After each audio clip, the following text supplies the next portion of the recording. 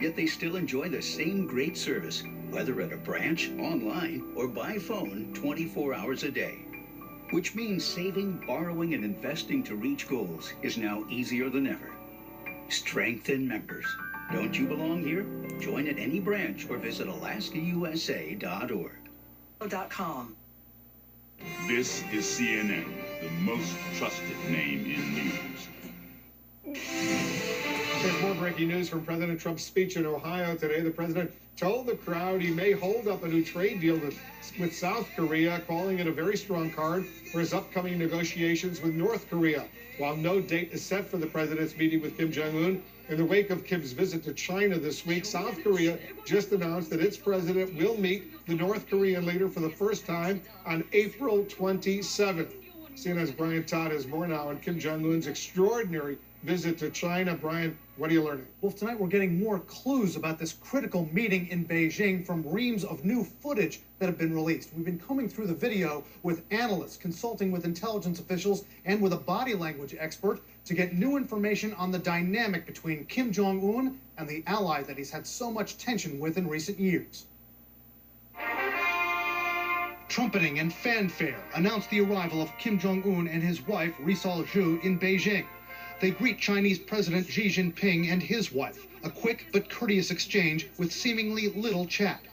Tonight, intelligence agencies and outside analysts are combing through the new video capturing this crucial meeting.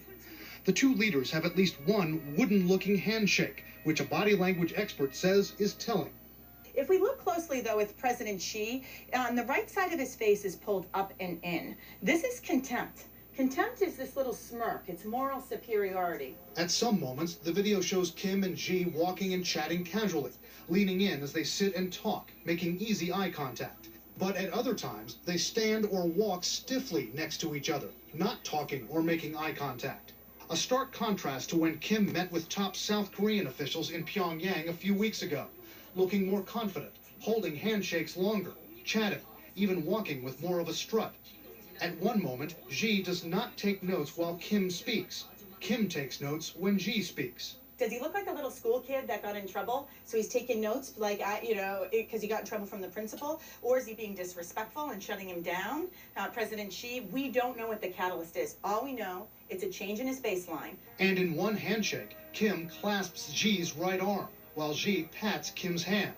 The handshake starts off fine, right? Both thumbs are on the top. Until we see this wrist grab. At this point, it's I'm controlling you. I'm the upper hand. I'm the person of control here. And then we get this softer pat from President Xi to balance out the power. CNN is told by a source with knowledge of the situation that Kim had not told Chinese officials in advance about his offer of a face-to-face meeting with President Trump.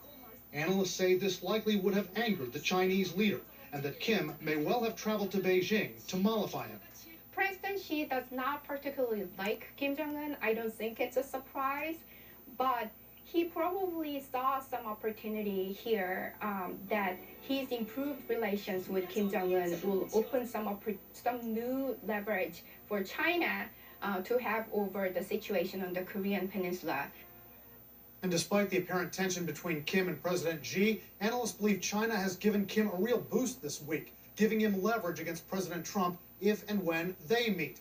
That if Kim tries to persuade President Trump to scale back sanctions or make other concessions and to possibly recognize North Korea as an equal power, Kim can show Trump he's now got a powerful ally in Beijing backing him, that he's not alone in taking on the United States. Wolf? All right, Brian, thank you. Brian Todd reporting. Coming up, the breaking news. The Attorney General, Jeff Sessions, decides not to name a second special counsel, but reveals a federal investigation into what the Republicans and conservative media claim is bias at the nation's top law enforcement agencies. And a federal judge denies a move by Stormy Daniels' attorney to question President Trump and his lawyer under oath about a deal to keep the porn star from talking about an alleged affair. People know me as a volleyball player, and I'm a